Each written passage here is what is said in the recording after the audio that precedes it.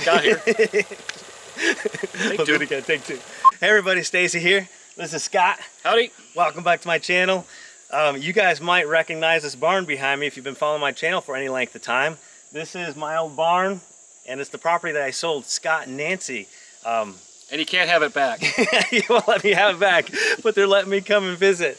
Today, Scott and I are gonna go look in the woods for some ginseng, because when I lived here, I noticed that there was hundreds of ginseng plants on my property. So I'm gonna show Scott what it looks like, and we're gonna go see what we can find.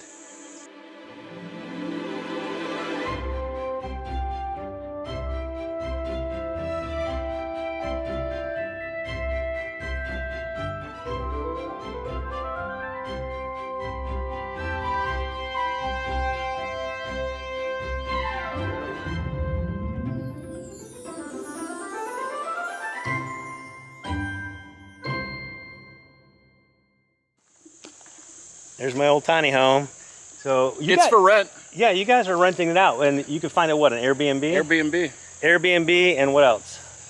We're gonna do the campground with harvest hosts. Harvest and you'll host. see that as we're walking back towards the ginseng.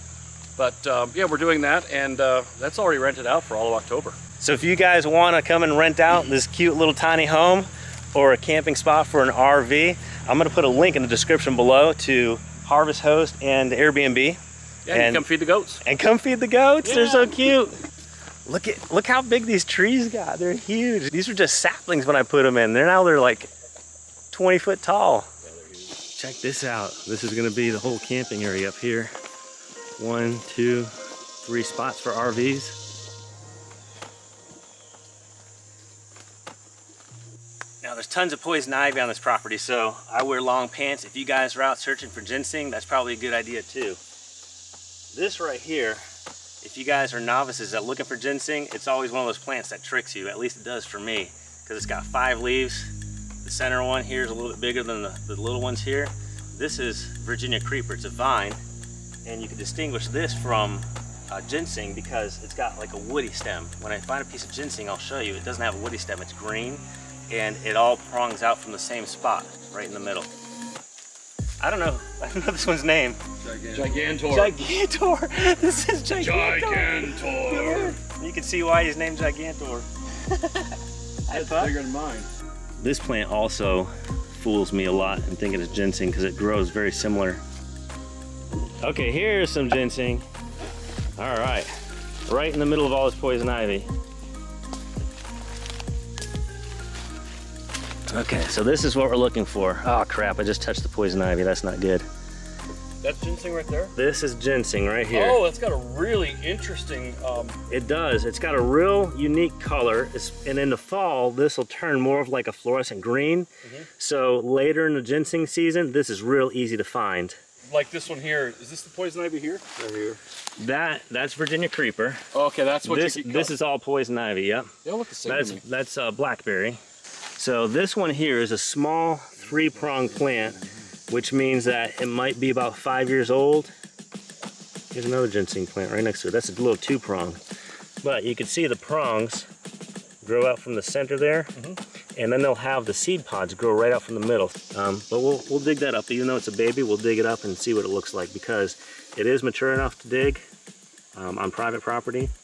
This is my favorite digging tool for ginseng. You want to be careful not to damage any roots, so I'm going to pull these leaves away from the bottom here and start loosening up the dirt by putting this down, loosening it up. Now Stacy, what do these sell for a pound? Right now, this year, it seems like they're selling between $200 for a wet pound and about $600 for a dry pound. You want to follow the stem down, and I could see. Yeah, there's a root. See where the stem meets the root right here, so we kind of know where that root is. We're going to be cautious of it. This is a real small plant. That's a small root. You know what we're going to do? We're going to keep this one here. Okay, now the ginseng's a perennial then? Yes, it'll keep coming back every year. Okay, but once you take the root, you're done. Once you take the root, nothing's coming back there. Right. When you're harvesting ginseng, every state has its own laws and regulations. But most of the time when you're harvesting ginseng, you want to take the berries off if they have any berry seeds here, and put them right next to the plant, bury them down about 1/8 of an inch and cover it with dirt, and just pat it down. Because ginseng is it only likes certain environments. Right, it's very picky from what I was told. Right, so if there's a plant growing here, you know that the seeds are going to like it there as well. Here's another little 3-prong. That's kind of small too, we'll leave it, but here's one, this is a 2-prong, there's a 2-prong, there's another 2-prong right there. I'm seeing them now. Yep. That's a good question. Yeah, you'll find ginseng growing usually on the north or northeast side of a mountain, and you'll find it in a hardwooded area. They don't like pine, they don't like... It's a pretty good size one here. Yeah, that's a little bit bigger. That one might be worth digging up. You want to dig it up? Yeah, yep, so follow the stem down. See how the stem's on this side? Yep. How strong is the root? You will break it if you're not careful. But what I'll do is I'll try to scoop under it, go under maybe about 6 inches, scoop under, loosen that dirt, and then you feel with your finger which way the root grows, and you can kind of see a little better. There you go. From there before I destroy it. No, go ahead. Now, since you're getting the roots of the ginseng anyway, it's a good idea to keep. Uh-oh. I think I pulled it all up without. Oh yeah, maybe. Is that it there? That is it. That's it? Yep.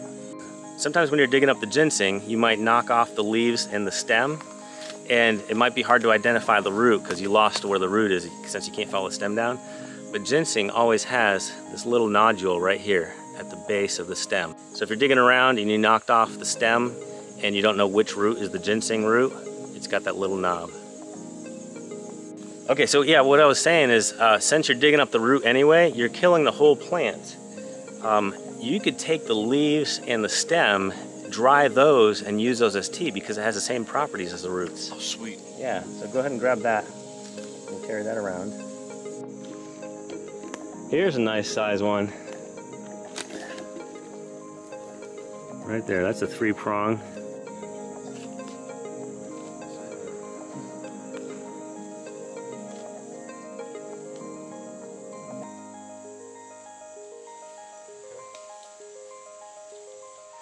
Make sure that you check with your local laws and regulations what you need in order to go harvest ginseng, because you'll need most of the time you need a permit. Here in North Carolina, if you're found harvesting ginseng in the national forest without a permit, it's a felony. You could end up with a $5,000 fine and or 6 months in prison. There's no ginseng in jail. There's no ginseng in jail. Look at all these right here.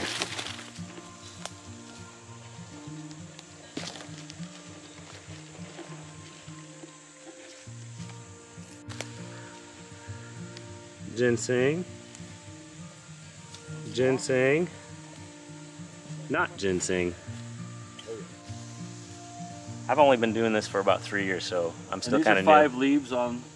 Those are always 5 leaves. The creeper. And the ginseng is always. Well, so it can be. This here, each end has 5 leaves because right. it's mature. Right. Whereas where you got a piece like this, where that's 3-prong, but you got 2 little baby leaves back here. Gotcha. So that's not as mature as this one. And then look at this one here. That's only got 3 leaves. Right. That one's not mature at all, like this one here. These take a long time to grow. They take a long time to grow. That's why they're so expensive. He's all over the place. Yeah. There we go.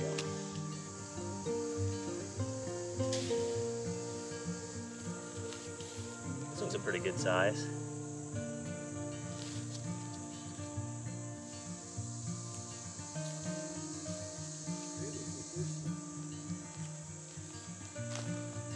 If you look close, you could see that the ginseng stems, they're a green stem, and then they prong out here to 3. That's why they call it 3-prong. And then the Virginia creeper, you can see, gets real woody down here at the bottom. So that's one way you could identify the difference.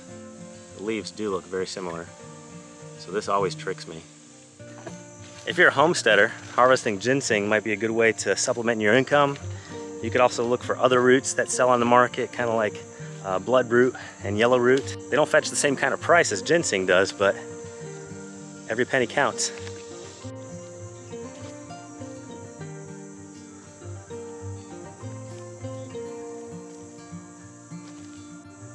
How you doing over there, Scott? Coming up empty.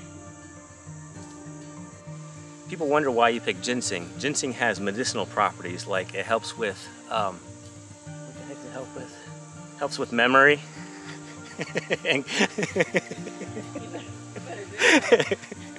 Ginseng helps with memory and cognitive functions. There's a decent sized one right here.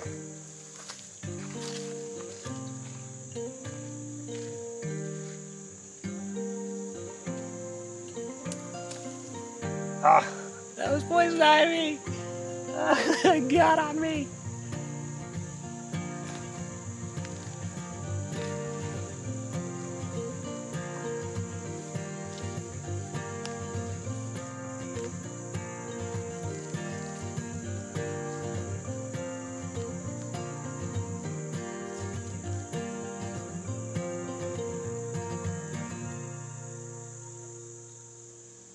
We didn't find anything real substantial today, but anytime I get to hang out in the woods, hang out with some friends, and pet some goats, it's a win. Thank you guys so much for watching. Please like, share, subscribe, and I'll see you next time.